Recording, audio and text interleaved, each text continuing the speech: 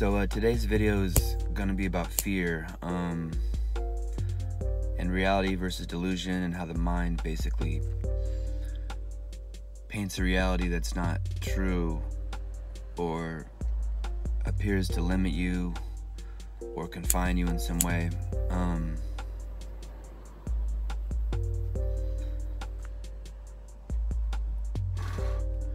Yeah, it's like money's an issue, you know.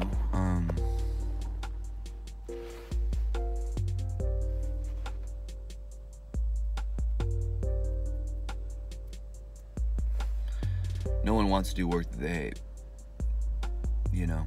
No one wants to do work that's essentially making another person richer, like selling your labor,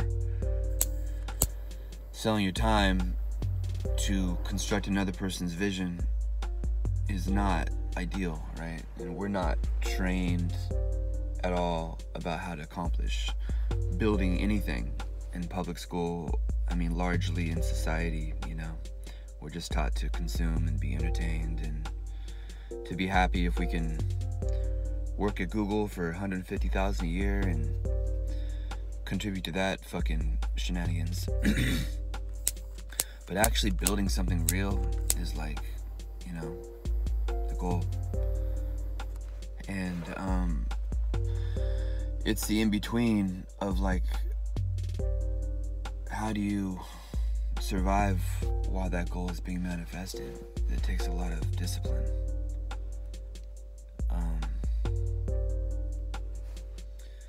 Had to take a little break to make sure that I'm kind of staying on track, because I'm fumbling a little bit with this one. But essentially, like, what, you've only got a certain amount of time in the day, right? So you have to do something with it. So discipline is more important than anything, because acting under your intuition and conscience from the voice in your heart, if nothing else, at least you're pleasing the Supreme Person, you know? At least that box is checked off. At least you're executing. And more often than not, the things that, like, I have a half hour of meditation I want to do every morning. I've got like a half hour of working out that I want to do every morning. And I've spent an hour watching YouTube videos just avoiding that, you know, because I'm thinking about like, oh, I don't want to work a shitty job, right? Well, there's an hour of like insight, of like steady execution towards an important goal that was just wasted because I'm in my delusion, basically sulking because I'm forecasting later about a job I don't want to do, even though I've got like this mural to make today, you know, like got 8 hours of painting to do. So my mind just manufactures like a sulk, you know, like I don't want to do this in the future. So it paralyzes me in the present. That's something that I'm realizing that is a symptom of the mind, but a deeper symptom of envy of God, of basically not wanting to do what you don't want to do because you want to control, or you think that you deserve a break because maybe some trauma happened to you, or it doesn't matter. I mean, trauma is all cyclical, you know. Initially we all come here with no trauma, then we build our trauma by doing evil things and creating karma, and so it perpetuates. So the trauma we get born into is based on what we did in a previous life, right? So it cycles. So it's like the real demon is the pity. It's a self-pity, the apathy based on self-pity, and the only way to beat that down is to get really organized. And I use a digital calendar and frame out, you know, half hour of my day, and every time that alarm comes on, I try to stay on top of it. And it's really a polar dichotomy. It's like I'm either locked on the schedule and I'm executing, or I'm in a pity party, you know. It's literally, the schedule is the holy grail. It's spiritual life. The schedule is what I've designed with the Supreme Person, with Krishna, period. And I execute. And if I fuck up, then I record what I did, and at the end of the week, look at the metrics and see how much time was wasted, where and why, and try to improve on that. Or just spinning out, just waking up whenever, waking up, having a weird dream, and just realizing that, you know, the stocks are down or whatever, or like you don't have a lot of good outlooks for jobs, and or it's envy, right? Compounded envy. Like, I see all these cool artistic things online, and I'm like, why isn't my life like that? How come I'm not involved in photo shoots or directing movies, or, you know, around cool, interesting people? You know, it's all lack consciousness. It's all dominator consciousness. It's like, how come I can't enjoy that and dominate that, you know? I mean, real service is doing what God wants you to do. It's Christ consciousness. It's being tortured on a cross, if it comes down to it. I mean, if that's what it comes down to, it doesn't matter. Like, matter is just like vibrating sound. It's not real. None of this is real. Time isn't even real. Like, the future isn't real. Jobs aren't real. Like, nothing's real. Like, all that we have is love of God, of Krishna, and the ability to serve, and the ability to be disciplined and to execute the plan to help people, you know, to help other people. And it's this chronic selfishness that I'm stuck in, of like, I don't want to do a job I don't like. I want something more, and I don't have it. Just fuck. Well, that was funny. So I banged on my head, and it turned the video off with my headphones. I don't give a fuck. No one's watching these videos right now anyways. So this is for me. This is for discipline.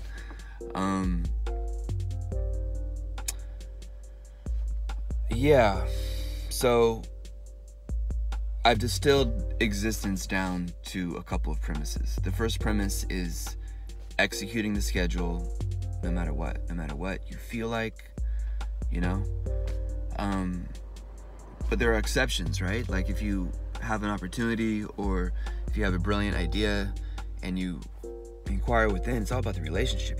You inquire within, and Krishna, all attractive person, says, that sounds good. Yeah, that's more effective in helping people. Then you reroute your calendar, and maybe you got to reroute the entire week or the month or the year or 10 years, you know, and build a new business plan. But essentially, you know, Krishna has your back, man. He loves you, and he's in your heart, and he wants to communicate with you, and the schedule is the best way to stay in communication, hands down, you know. What else do you have? You've got your mind, and you've got your desires, and if you're not meditating on Krishna, if you're not safe within the schedule, within the work, then all you have are the sense impressions that you've programmed, the desires to control and enjoy, and you're fucked. Your mind is just going to be like, oh, well, here's an enjoyment you can have. Here's something you can control. And then you're like, fuck, I'm not controlling it. Like, and then you lament, right? You're like, like, I deserve to control that. I deserve to have that.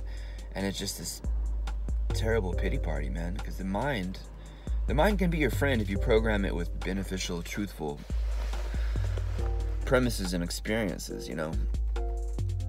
But your enemy if you just store it full of, like, sense gratification that you're trying to, like, chase after. And if you're not aligned to a schedule, to executing tasks, you know, what, idle time's the devil's plaything, right? The playground. Idle time's the devil's playground. Like, if you're not focused on tasks, then you're sitting around and, like, just fantasizing in a pity party. I mean, in a way, it's better to have a full-time job, I guess, you know, where you're spending 40, 50, 60 hours. At least you're making money. At least you're gaining skills, you know. But if you don't, like, move that beyond creating someone else's vision, then you're still stunted. It's still not ideal, you know.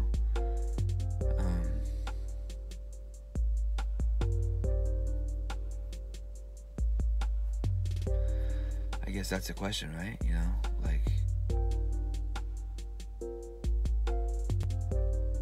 can we all be visionaries? Should we all be visionaries? it's more of a subtraction, right? Like, it's more subtracting than meat eating, subtracting, you know,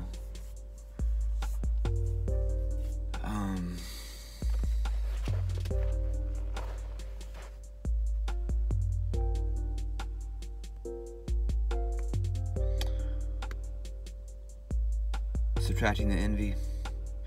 I mean, this world is here for the envious, you know, so it really comes down to, like, listening to the Lord in the heart and simplifying.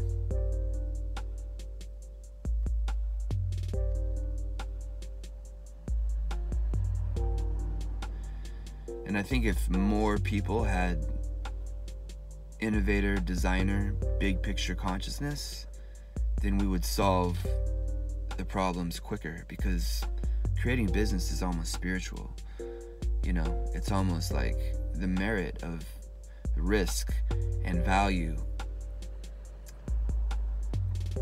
If more people approached that way of thinking and living, then we would be closer to simplifying, right? I mean, that's what business does, right? Simplifies. Like, there's freight, there's trucks moving across the country, and they take fuel and they take time, and Tesla is trying to create like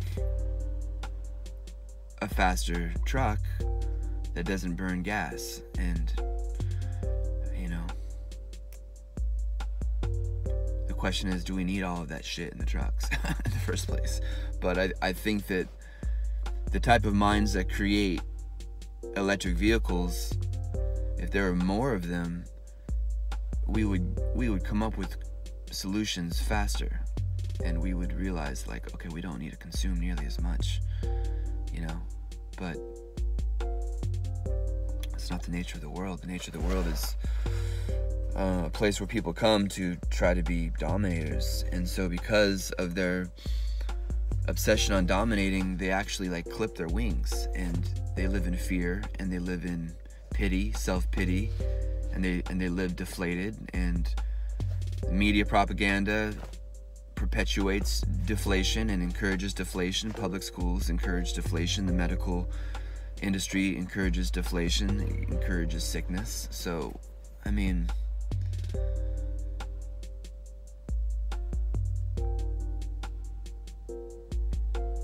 a major solution in helping people is building your own business, because the skills that are required in building your own business and the approach to examining fear and working hard and investing, those are all qualities that are transcendental.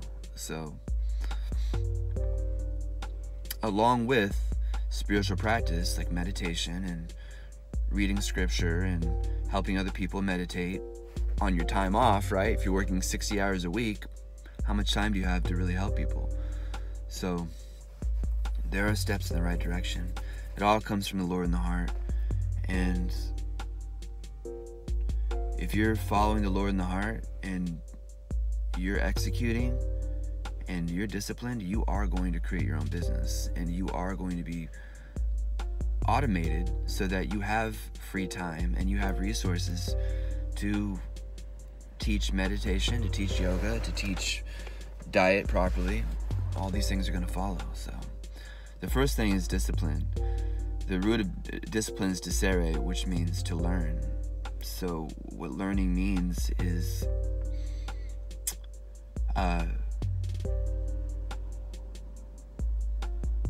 dedication to tasks, right? You're not learning anything if you're in a pity party watching TV or just speculating, or you're not learning anything if you're working at a garbage job. I mean, you're learning how to ring up nails at Home Depot for hours. It's like you're not learning anything. So real discipline means learning valuable skills, you know. And when you're designing a business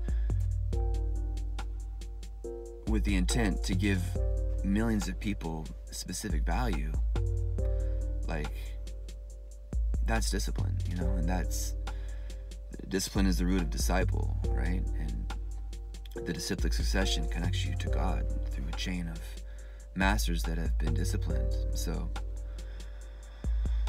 kind of talking myself through this, but discipline is the key, and self-discipline is the key, and it starts with